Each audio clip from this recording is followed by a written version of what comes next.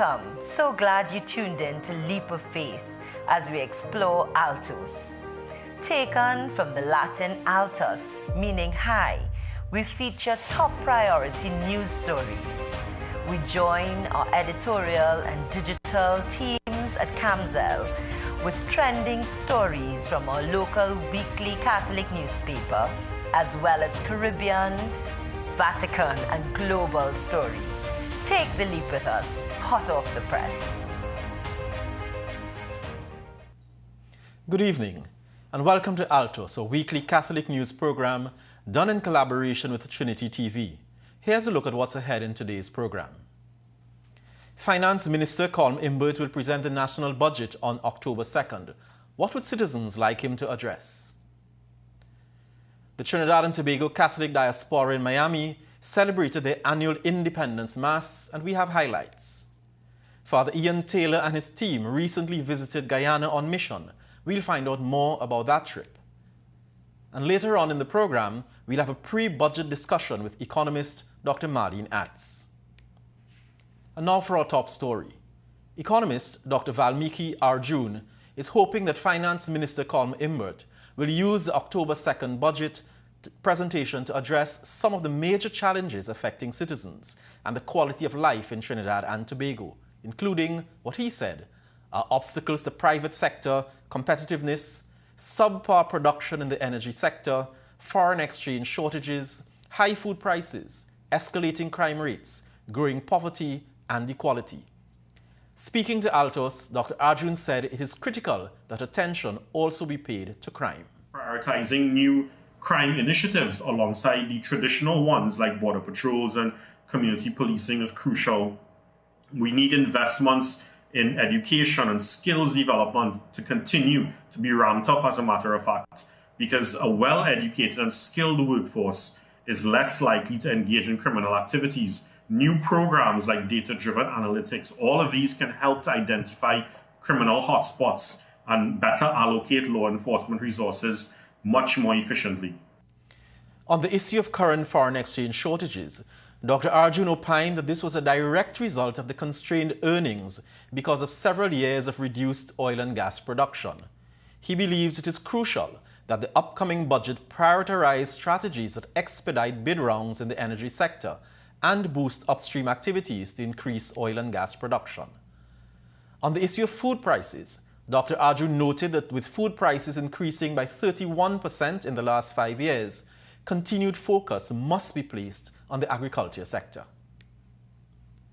Allocations to agriculture over the last 2 years, the sector continues to still underperform at about 17, it declined by about 17.8% in the first quarter of this year. So addressing issues like poor irrigation, land tenure challenges, predial larceny, all of this is essential, but it must be done together with a new program where we leverage smart technologies through a smart agriculture program in order to optimize our production per acreage and enhance our food security.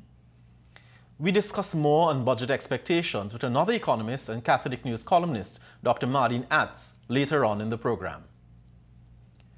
As the nation prepares itself for the annual budget presentation on October 2nd, Altos took to the streets to gauge people's budget expectations.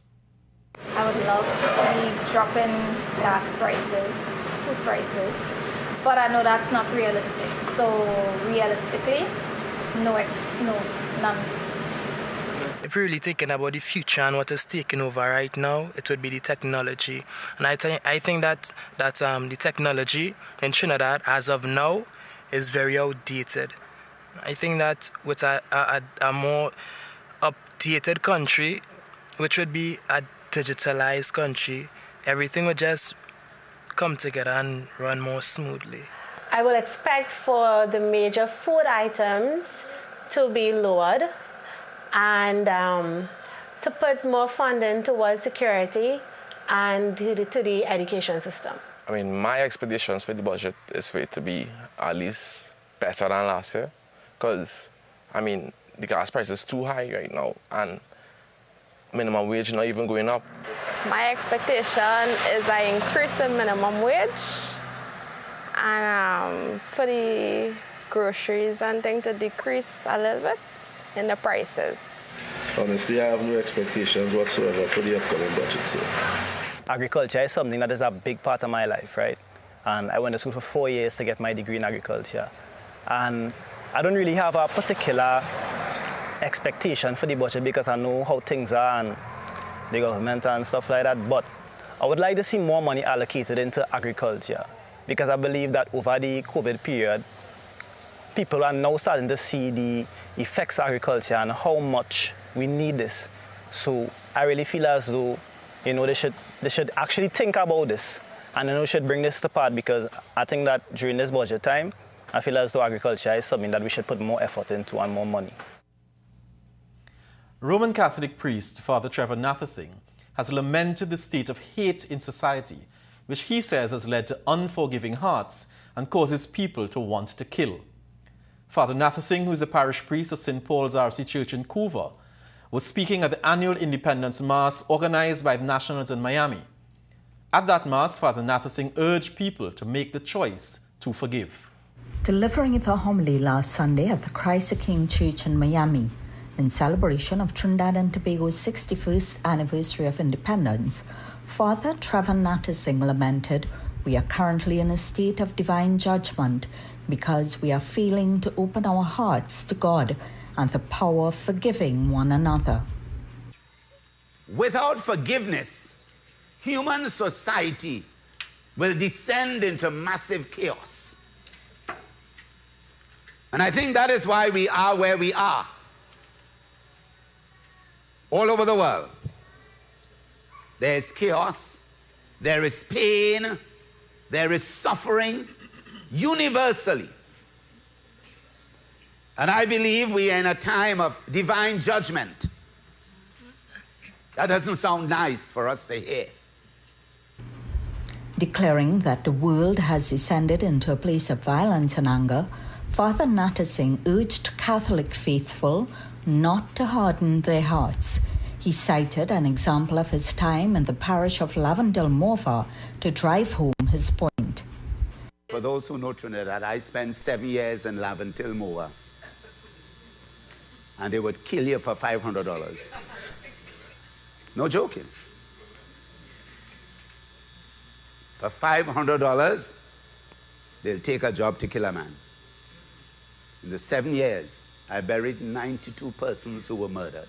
He urged a joining of hearts and minds in prayer to end hatred and enmity.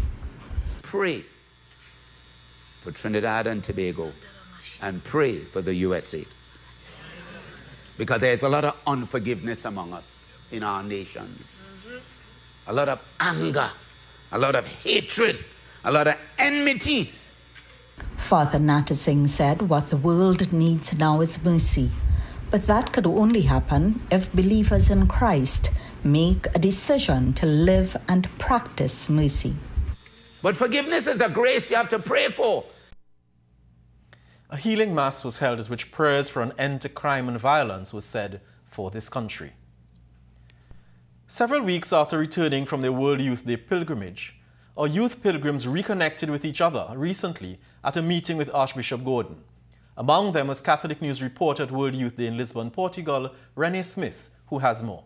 Embarking on a challenging pilgrimage can be such a transformative experience, particularly for young people seeking meaning and adventure in their lives.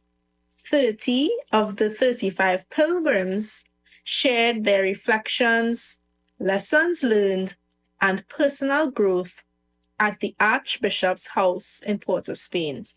Towards the end of the sharing, Archbishop Gordon encouraged us to spend time in silence with God every day by using the examen prayer.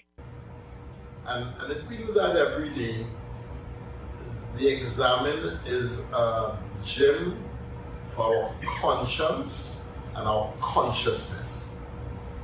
You got that one?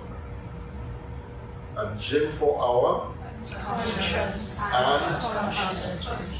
our conscience is what tells us right from wrong. Our consciousness is what makes us aware of where God is in a particular time, moment, situation, that we are in. And if we build conscience and consciousness, we build a tremendous sense of God at work in everything in our life.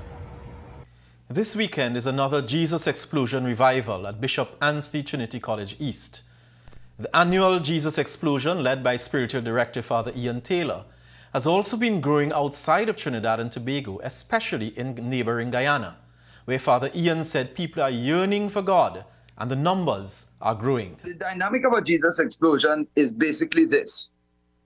It introduces people to Jesus by way of the music, because music is what we call the gospel. It's a type of thing as well as the modern gospel music, which is captivating for these young people and the adults. Secondly, the preaching. We always have dynamic speakers who intend to bring people to conversion.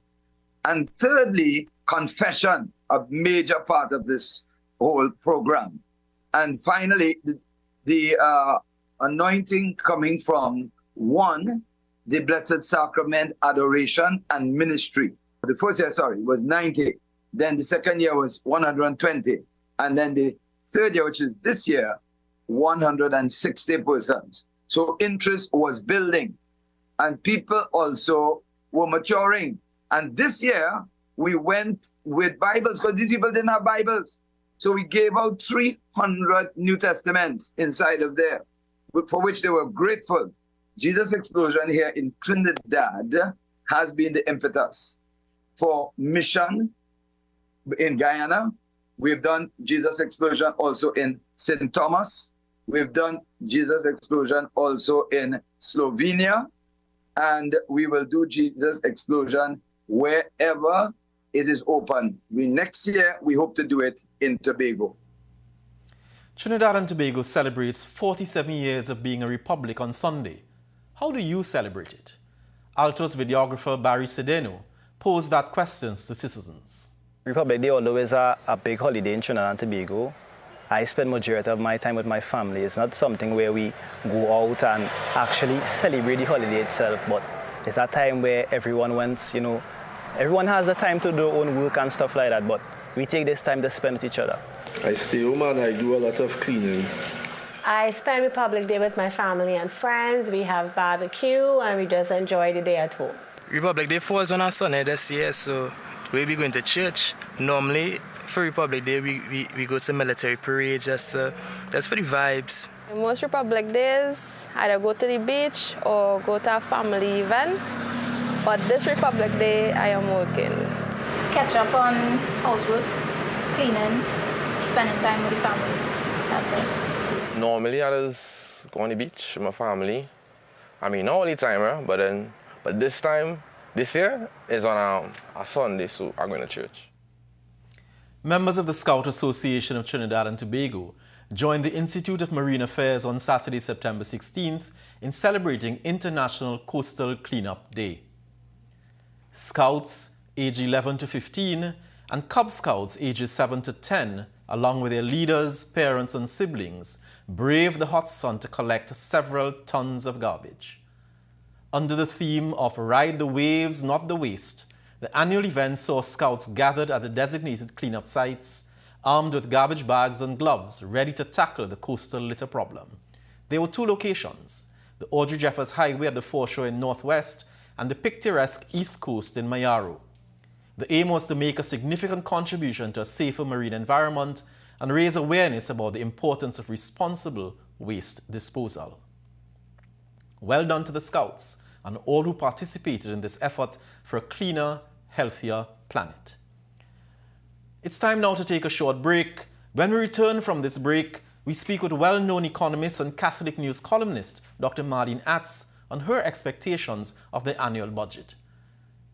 Look at this trivia question with us and see if you could come up with the right answer. Join us after the break.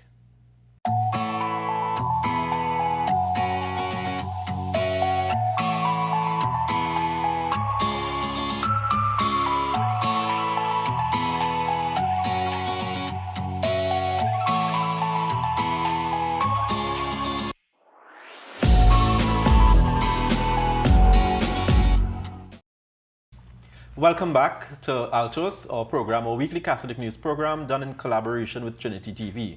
We have on the set with us for the first time and thankfully not the last time. We have Dr. Marlene Atz, economist, Catholic news columnist. Dr. Atz, welcome to the set of Altos. Thank you. It's my pleasure to be here. It's good you being with us. We are looking forward, we are looking ahead to the annual budget presentation, this annual exercise that the country goes through, and everybody wants to know what the man going to bring. Absolutely, yes, and everybody's convulsing. I wonder if gas going up. Precisely, and everybody run to the gas station and that sort of thing. Tell us, tell our viewers, what really goes into making a budget? How does the finance minister, how does he come up with those numbers? All right, and I appreciate the opportunity to share that information. So there is the Ministry of Finance, and in the ministry there is a department called the Budgets Division. So they will meet with stakeholders over a certain period. They will ask different interest groups, the private sector, the chambers, etc. So you will see in the newspaper, the chamber wants X, Y, and Z. Businessmen call for X, Y, and Z. Everyone is kind of throwing in their wish list, and it's everything but the kitchen sink. And sometimes the kitchen sink is included. That goes in, and then that budgets division and indeed the entire technical machinery in the Ministry of Finance will then sort of disaggregate all of that and say, well, here's what we take away from, the champagne taste and the Moby money. We kind of now have to figure out where we are and what the country can afford. And of course, while the engine room will be the Ministry of Finance, you will, of course, have other sectors, other ministries and other departments. So your Ministry of Energy, which is very important to the landscape of Trinidad and Tobago, your social services, your ministries of planning, and all of their respective departments, they will also be putting in their wish list. So it will come from a number of stakeholders, a diverse group of stakeholders, but the rubber hits the road in the Ministry of Finance. They then determine what the revenue streams will look like for the country, and of course that will be dependent on what is happening in the energy sector, and that's a conversation by itself. And the country, I think we really need to appreciate that if we're not getting revenue from the energy sector, then it means that we're challenged, and the government either has to borrow on the domestic market or on the international market. So we have to temper the many requests with what is feasible. It's like having your monthly salary. You might really want to go on a round-the-world trip, but your salary is not going to permit that. Your salary says you might make a Tobago, you might make a staycation in Toco, but you really can't do the around the world. So the rubber hits the road at the Ministry of Finance. So a lot of this is predicated then on the foreign exchange earnings of the country through the energy, through energy. Recently we've had a lot of talk about Forex and that sort of thing. Tell us a little bit more about how that is done. How do we get the budget based on the Forex, and how is Forex used in the country? All right, so a couple of things inside of there. Trinidad and Tobago's primary economic activity is based on petrochemicals, oil, natural gas, as the case might be. And about 80% of our foreign exchange earnings come from that sector. What has happened, certainly between 2015 and the present time, is that there has been a decline both in production in Trinidad and Tobago and also in terms of activity in the energy sector. So we've not been earning as much. I mean, there have been a lot of things. Trinidad and Tobago is what we call a price taker. Even though it's significant for us in terms of the energy sector, we don't control global prices. So depending on what is happening with the big wigs, the OPEC countries, the Russias, the Saudi Arabias, etc., even Venezuela, our neighbor Venezuela, is significant in the global energy sector. Depending on what is happening among those players, prices either increase or they fall. And we benefit if the prices increase, and of course we suffer significantly if the prices fall. But governments will earn taxes, royalties, their engagements with different multinational companies, etc. So all of that goes into the kitty, and that forms the main revenue stream for the government of Trinidad and Tobago. And of course, that also constitutes our foreign exchange. So it stands to reason that if we're not earning from the energy sector, it means that our earnings of foreign exchange also will be challenged. Diminished. So which brings us to the conversation that we've been having within the last kind of 5 days or so about, Forex and who thinks what is going to happen, and the ministers and banks already signaling that they're going to limit. The Republic Bank has precisely done some work. Limit the amount of foreign exchange. So let's kind of take a step back and look at what happened during the COVID years. Even before COVID, the Ministry of Finance, the Minister of Finance would have announced a 7% tax on online purchases, because what was happening is that many persons were just point and click, use your credit card and you purchase some stuff and it comes in through the different courier companies in Trinidad and Tobago. During COVID-19, a lot of business persons, because remember we were in lockdown, there was not a lot of economic activity, a lot of business persons relied on importing raw materials for their businesses, etc., using a little credit card. So you would have seen an uptick in that, and I've spoken to some micro entrepreneurs, people who came out in the food business, etc., and they're saying that the cost of packaging for their goods, because you want a nice package, you want a decent packaging, something that is trendy and appealing to your public, they go online and they buy many of their things using their credit cards, etc., etc. So there has been some movement in terms of the use of the credit cards for online, and that, of course, is foreign exchange. So that when you're buying something in the US or in China, for example, that you want to import for your business, that is foreign exchange. You're not taking TT dollars. And the banks are required to remit to MasterCard and to Visa, etc., every morning, I think. What is owed to Caesar, so to speak, in terms of the foreign exchange. So there has been some movement while we're not earning foreign exchange, but it's not simply in terms of the credit cards, which is why I think it's important for us to have this conversation. Many of our supermarkets and the bulk shopping that we do in Trinidad and Tobago is in fact foreign exchange. So you go into those places and perhaps your favorite fruit or your favorite beverage is certainly not made in Trinidad and Tobago. So when we import... You mean my strawberries? I can't, if I go to buy strawberries. Strawberries, your peaches, your blueberry pie, all of these things, they're actually, the raw materials don't come from Trinidad and Tobago. We don't produce them here. So I'm spending foreign exchange. So you're actually spending foreign exchange, even though you go to the cash register and you spend 100, 200. I pay TT dollars. I'm actually using foreign exchange. Actually using foreign exchange. So come back to the original point. We're not earning, but our consumption of foreign exchange has continued unchecked, so to speak. So we're at a crossroads, and some very serious decisions will have to be made for us moving forward. And I think that is what is causing some palpitations in some quarters in terms of the minister's his serious tone when he said that he has to look at the consumption of foreign exchange. He has to meet with them. One of the concerns that was expressed in the Vox Pop we had was the whole question of the minimum wage. That people are not earning, the minimum wage is still very low, and people are not earning as much, to really in terms of the quality of life. How would you speak to that? I absolutely agree. There is no question in my mind that the minimum wage is indeed very low. It's now $17.50, and some back of the envelope calculations. If you work an 8-hour day, you take it on a 5-hour and a 5-day work week, you're taking about $2,800 per month. And if it goes up to $30, yes, and I'm glad that your brow is furrowed a bit, because for many of us it seems to be a little bit, on the low end.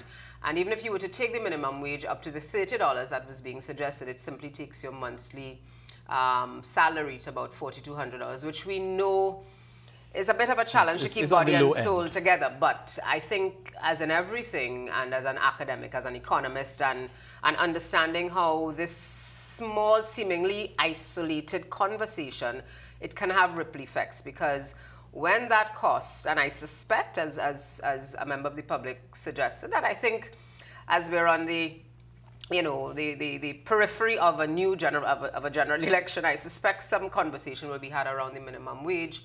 But we have to be mindful, and we have to contextualize it, because the business persons who will then have to pay those higher wages can very easily pass those costs on to the consumers, and then we can have something called cost push inflation.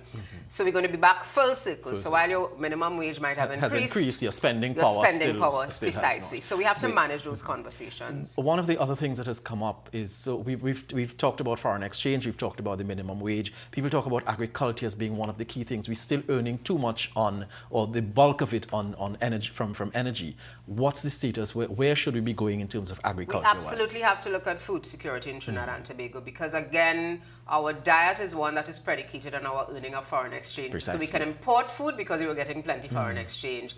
If that has changed, we have to make very serious structural changes in Trinidad and Tobago, and food security is absolutely one of those things we need to look at. So we eat what we grow and plant what we eat. Plant what we eat. Yes. I totally agree with that. Dr. Atz, we want to invite you back certainly after the budget presentation is made on October 2nd, and we look forward to having you. Thanks very much for sharing with us for these short minutes. Thank you very much. That was our discussion with Dr. Mardine Atz, economist and Catholic News columnist, on just looking ahead at what's in store for the budget. Altos, from the Latin altus, meaning high. Every Friday night we feature the top news items hot off the press.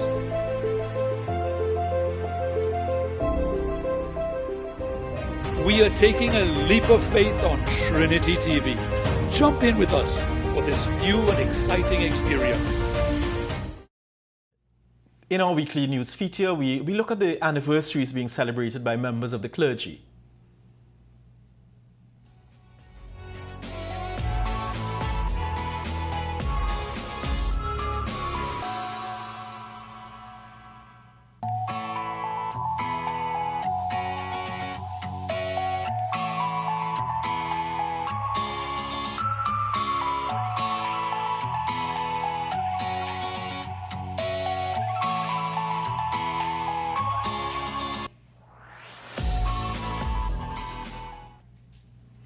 And we say a special happy anniversary to His Grace Archbishop Charles Jason Gordon, who celebrated the 12th anniversary of his episcopal ordination on September 21st. We pray God's best wishes and blessings upon His grace.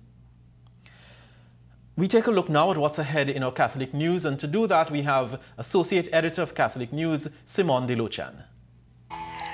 In this week's Catholic News God at Work edition, check out Millennial Mind Daniel Francis as he discusses the little considered potential lifelong commitment of premarital sex.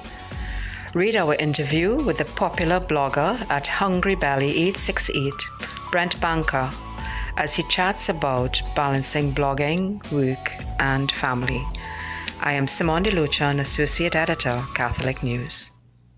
And here's a look at some of the events that you could take part in as we go through the coming week.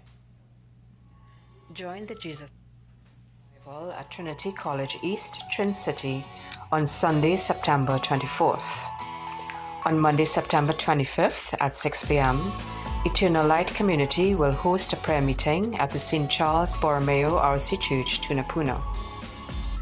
Boma TT, in collaboration with the Archdiocese and Family Life Commission, will be hosting an online book study on theology of the body for beginners. Contact Boma TT 384-1659 for more detail. And remember to get your copy of the Catholic News. Buy one for yourself and buy one for your neighbor as well. And if you wish to be featured on Altos, send your videos and photos for consideration on Altos by emailing altos@catholictt.org. That's altos@catholictt.org, all lowercase. And as we go, we end with a dance performed at the Mount Lambert RC Youth Ministries Independence Day fundraising fashion show. Until next week then, stay safe, stay hydrated, and God loves you.